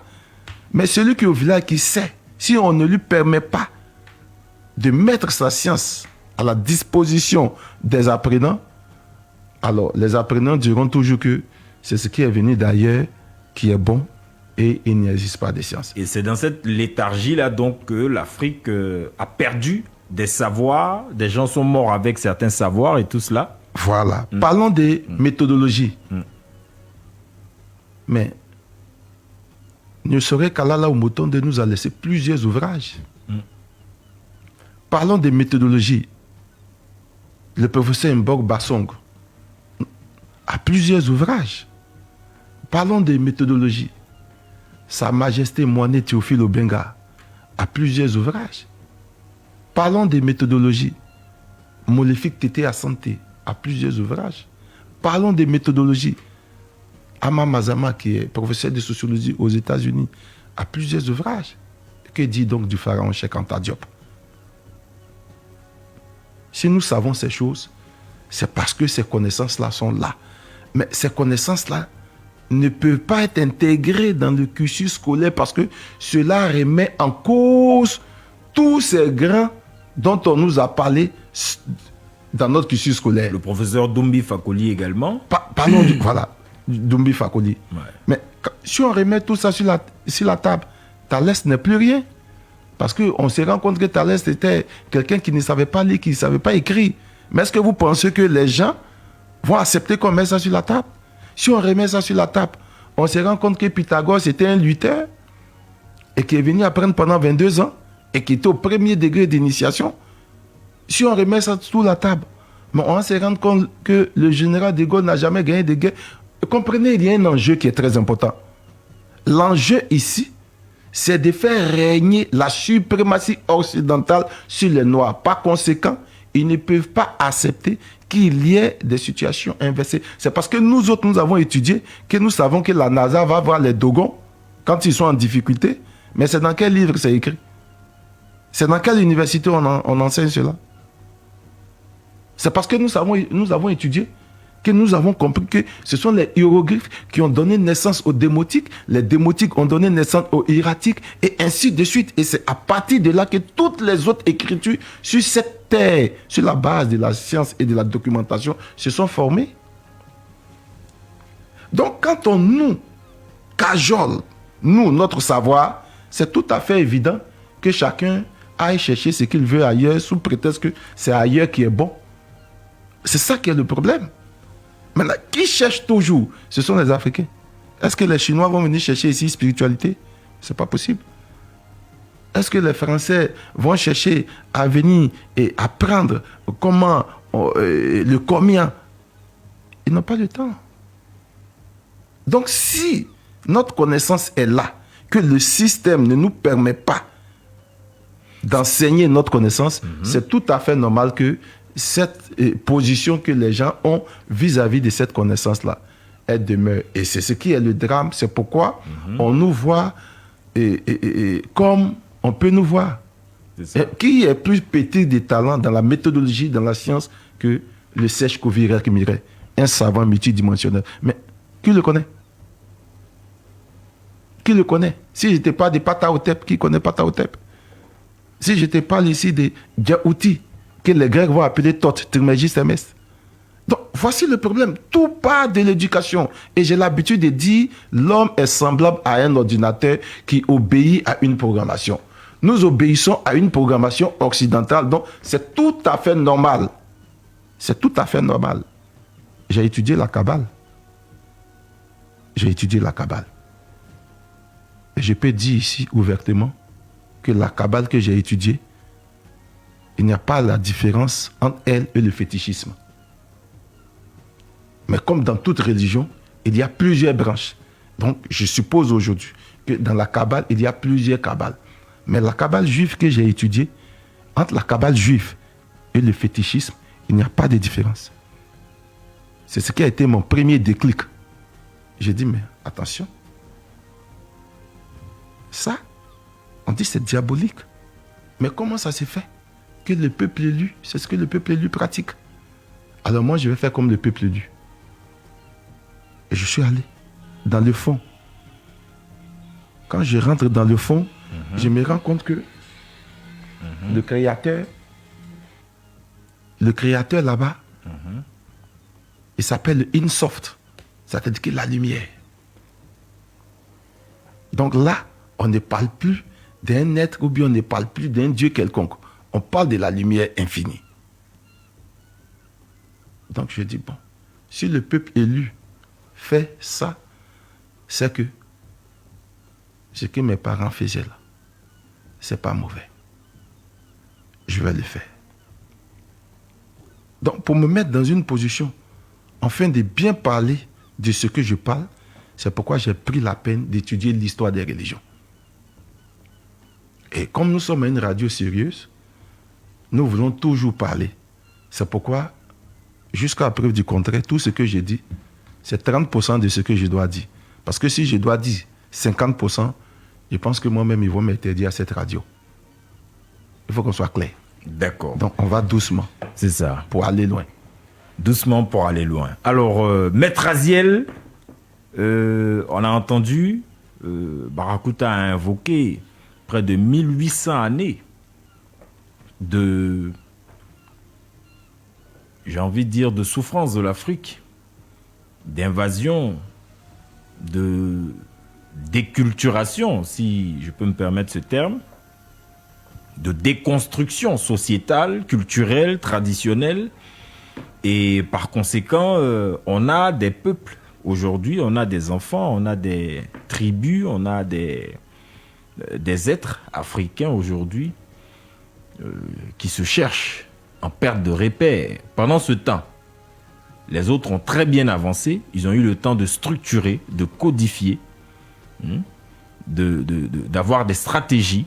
Et donc, naturellement, quand vous irez chez les autres, vous verrez que tout est à sa place. Mais en Afrique, tout est à refaire ou à faire. Voici un peu ce qu'on a pu percevoir du discours de Barakuta. Et encore, finalement, il revient, vous l'avez dit tout à l'heure, à chaque Africain, finalement, de lui-même mener ses recherches, lancer des campagnes personnelles de savoir, de culture, pour devenir, pour être et pour s'affirmer, j'ai envie de dire, là où les hommes parlent. Je suis entièrement d'accord avec lui. Tout ce qu'il a décrit comme situation, on est tous africains, donc je ne me vois pas en train de nier, à moins que je sois amnésique, chose que je ne suis pas. Par contre, je voudrais dire que on a étudié la dialectique du maître et de l'esclave. C'est le procédé qui fait de l'esclave le futur maître. Si on passe notre temps à pleurer, on n'a qu'une vie, hein. On n'aura rien construit. Il suffit qu'on ne soit plus, on n'aura rien laissé. Donc le problème demeure. Factuel. Il y a un sage qui a dit, et je cite, « Tous ceux qui vivent des heures sombres dans leur vie, ce n'est pas à eux de décider. Tout ce qui leur revient de décider, c'est que faire du temps qui leur est imparti. » Je répète, tous ceux qui vivent les heures sombres de leur vie, ce n'est pas à eux de décider. Tout ce qui leur revient de décider, c'est que faire du temps qui leur est imparti. C'est là la réponse qu'on attend des Africains. C'est la réponse qu'on attend des Africains. Aujourd'hui, 5 mai, qu'est-ce qu'on fait? Ok? Enfin, on est tous dans le même bateau, je veux dire. Ok? Mais si on n'a pas la même approche solutionnelle, on n'aboutira à absolument rien. Aujourd'hui, avant l'organisation, avant d'avoir une structuration, avant d'avoir des élites qui formalisent un process, l'Africain doit aller, il a cité pas mal d'œuvres qui sont disponibles, des bibliothèques. Ce sont des ressources et non pas des méthodes. Attention, ce sont des ressources. C'est-à-dire, on peut s'appuyer dessus. Mais qui s'appuie dessus? Maintenant, ceux qui vont s'appuyer dessus vont dans quel ordre? En rang dispersé? C'est là où je parle de méthode. Est-ce que vous comprenez? Donc, on arrive dans une situation où le constat, il est clair, il est indéniable. Les ressources existent. Moi, quand j'entends souvent les gens disent « Jésus était noir, Marie était noire », même si Marie était baoulée. Qu'est-ce que ça change la situation aujourd'hui, 5 mai 2026? Et qu'est-ce qu'on fait? C'est là. Pour moi, alors on peut critiquer l'avènement de l'éducation occidentale et tout, mais elle n'a pas été que négative. Ça nous permet d'avoir tout ce raisonnement logique que nous sommes en train d'avoir. Bon, avant cela, les Africains raisonnaient aussi de façon Je n'en logique. disconviens pas, mais je n'étais pas à cette époque. Ok? Mais je sais voir aussi la différence entre ceux qui n'ont pas eu le même niveau d'études que moi et moi quand même. Et là, c'est factuel, je suis là. Donc, je dis que tout n'est pas que négatif à un certain moment donné. Mais si on se laisse dominer par les récriminations... Qu'est-ce qui manque? Qu'est-ce qu'il faut faire? Pour moi, ce qui manque, c'est une méthodologie. Et quand je parle de méthodologie, je vais peut-être m'expliquer. 1. Qui fait la même chose que nous? 2. On se recense, on est 1 million, on est 2 millions. Mais comment vous pensez que les politiciens font pour financer parfois certaines organisations? C'est en fonction de votre nombre. Ok? Donc, il y a combien de de gens qui étudient la Kabbale, des gens qui aiment bien l'ésotérisme, qui ont passé autant de temps dans les religions et qui se sont rendus compte de la limite de la religion et donc qui disent, bon, je peux apprendre autre chose, que ce soit occidental ou africain, mais je peux apprendre autre chose. Mais quand c'est comme ça, je vais où? Il faut déjà qu'on ait des centres dédiés d'éveil. Je me lève, j'y vais. Et donc, pour ça, on a tous les grands êtres qu'il a cités, dont on a parfois même les ouvrages. Bon, on peut même créer une bibliothèque commune. J'ai une bibliothèque chez moi, il a une bibliothèque, vous avez une bibliothèque et tout. Donc, on peut centraliser nos forces à un certain moment donné. À partir de là, on détermine le process par quoi on commence. Je ne veux pas faire de publicité, mais on a une organisation aujourd'hui qui a surpris les grandes organisations en termes de stratégie. Avant, je ne parle de transfert d'argent. Vous comprenez un peu, je n'ai pas fait de publicité. Mais on ne les a pas vus venir. Parce que tout le monde veut commencer à Abidjan pour monter. Mais eux, ils ont quitté vers le nord pour venir. Mais le temps de vous en rendre compte, ils ont envahi tout. Mais quelle stratégie vous mettez en place? Mais quand on n'a rien conçu et qu'on a des récriminations, on a du temps qui joue contre nous. Encore une fois, je dis, on est tous dans le même bateau. Le but, c'est la finalité reste la même, atteindre le divin. Et nous, on se dit, si c'est possible de l'atteindre dans cette incarnation, il faut qu'on y aille. Mais on y va comment? Avec quelle méthode? Voilà. Donc si on accepte de faire cette analyse, je n'ai pas la science infuse. Je répète, je n'ai pas la science infuse. OK? Donc moi, je ne fais que mettre des postulats. Pistes. Exactement. Des hypothèses. Donc si mon frère Imana, là, il regarde, il trouve que c'est pertinent, ben, tant qu'à faire, il faut y aller. Ce sera à vous tous, fils africains, à un certain moment donné, de vous asseoir, de statuer sur les failles et voir comment on peut trouver des solutions pour léguer quelque chose à la postérité. Mais à un certain moment donné, il faut qu'on essuie nos larmes et qu'on arrête de pleurer parce que c'est pas ça la solution. Ça, c'est clair. Je suis d'accord que ça fasse mal. Je ne suis pas moins africain ou plus africain que lui. Vous comprenez? Mais,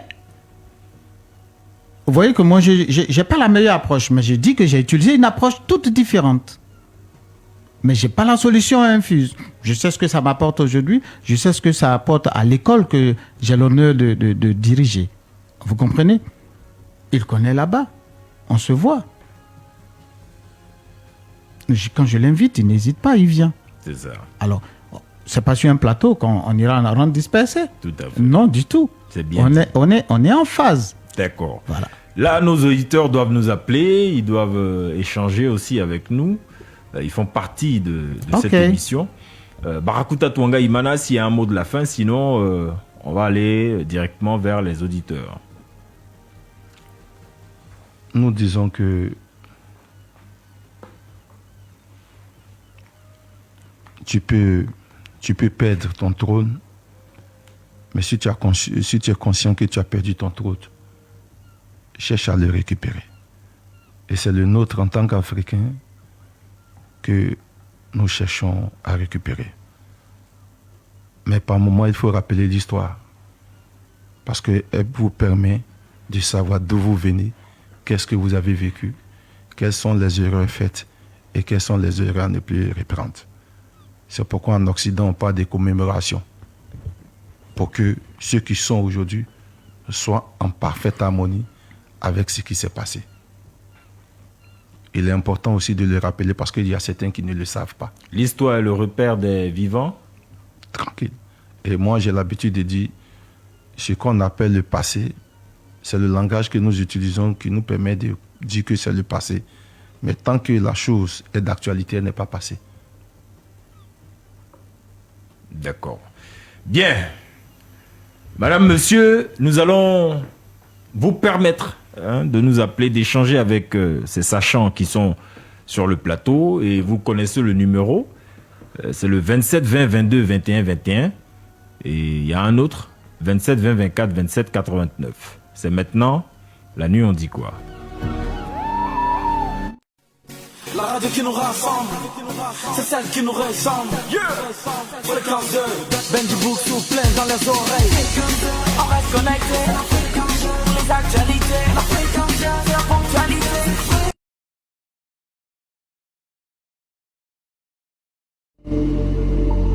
Bien, voilà donc 27 20 22 21 21, 27 20 24 27 89.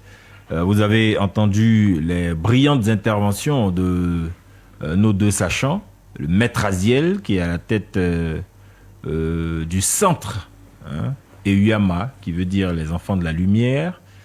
Il est kabbaliste, il est théurge, il est thérapeute. Et puis j'oublie, il y a une science aussi que j'oublie.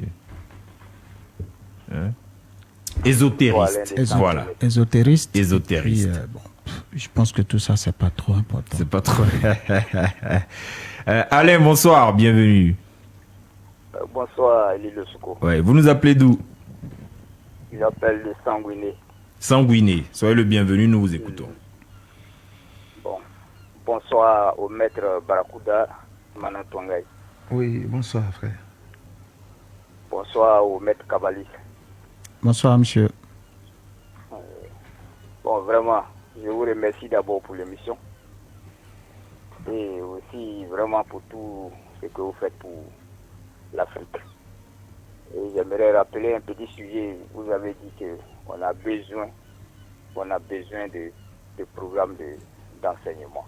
Vraiment, je suis un apprenti chasseur. J'apprends la tradition de la chasse. Ça, c'est la réalité que nous avons réellement.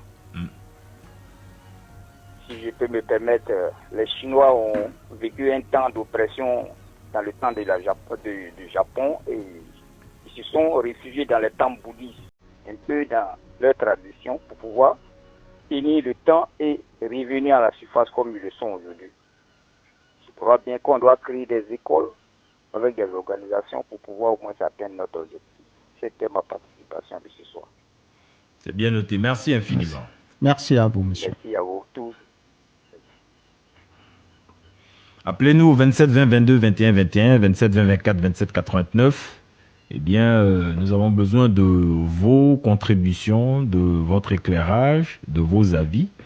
Naturellement, nous sommes tous ensemble, étant donné que dès 22h, vous vous connectez par divers moyens pour suivre l'émission. Naturellement, on vous donne la parole.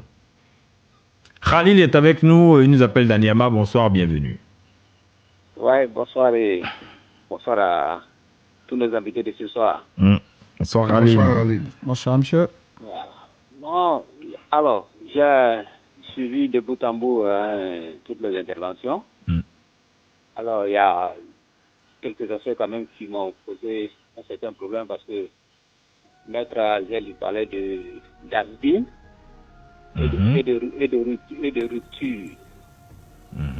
Alors, dans le même temps, il dit que quand il va il se retourne au village et qu'il demande, il s'est dit mardi dans sa langue maternelle. Quand il le dit au village, on lui dit par exemple que mardi signifie problème. Alors, quand il y a rupture et qu'on retourne au village, logiquement, au village, on ne doit pas savoir ce que c'est que, comme on dit mardi dans notre langue. Alors, ça me pose un problème parce que à ce niveau-là, je suis de ceux qui pensent que l'Afrique est toujours restée ancrée dans sa culture. Nous n'avons pas perdu notre culture. Malgré le déplacement, la transhumance, tout ce qu'il y a eu, la culture n'a pas été perdue. Maintenant, en ce qui concerne la divinité, personne n'est mis à l'Afrique sa foi, sa croyance en une divinité. Même ceux qui nous ont dominés le savent.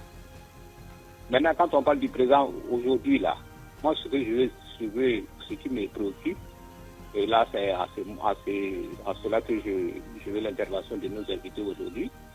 Est-ce qu'il n'est pas plus plausible aujourd'hui, il n'est pas judicieux pour nous en tant qu'Africains d'être plus dans notre science exacte comme les autres pour pouvoir être à leur niveau? Parce qu'il y a mon prédécesseur qui a parlé de la Chine, mais quand on parle de la Chine qui est restée ancrée dans sa tradition, il faut reconnaître que aussi la Chine s'est emparée aussi de la science exacte qui est partie de notre continent pour être à la hauteur des autres. Est-ce que ce n'est pas aujourd'hui le défi de l'Afrique, plus que notre spiritualité, à chercher le divin que nous connaissons déjà? D'accord. Merci Khalil donc pour ces préoccupations exposées, je vais dire, à nos invités. Et ils vont y répondre. Olive Ndri. Bon, on va prendre Koulibaly, dernier appelant. Est-ce qu'on aura le temps de répondre? Bonsoir. Bonsoir. Monsieur Koulibaly, bienvenue. Vous nous appelez d'où? Allons-y rapidement. Je suis à Lognéné. Allez-y, nous vous écoutons. Je suis préparé de Bonnier. Allez-y, nous vous écoutons. Oui. Je suis un chercheur aussi. Alors, au niveau de la parole de Dieu, j'ai découvert la signification du globe terrestre. Je cherche solution pour mettre ça en valeur, montrer au monde entier aussi. Je n'ai pas de moyens. D'accord. Oui, mais c'était pour vous parler, tout pour m'aider par votre cadre, avec votre émission. Voilà. D'accord. C'est ça. C'est bien noté. Merci Oui. infiniment, on a bien compris. Si vous nous rappelez demain, peut-être qu'on pourra prendre vos contacts et tout cela et puis voir comment on peut donc avancer sur votre préoccupation. Merci infiniment. Alors, messieurs, il y a des préoccupations quand même de Khalil? Oui, je pense que la première préoccupation me concerne. Alors, monsieur Khalil, je voudrais vous dire que lorsque je parle de rupture, la rupture dont je parle, c'est le constat que nous faisons lorsque, par exemple, Imana dit que à l'époque, lorsque vous vous exprimez en français, il y avait même un collier qu'on mettait au cou. Moi, on a vécu tout cela. Voilà, donc il faut éviter de parler sa langue maternelle. Ce qui va inéluctablement rejaillir sur le fait qu'on ne parle pas nos langues maternelles.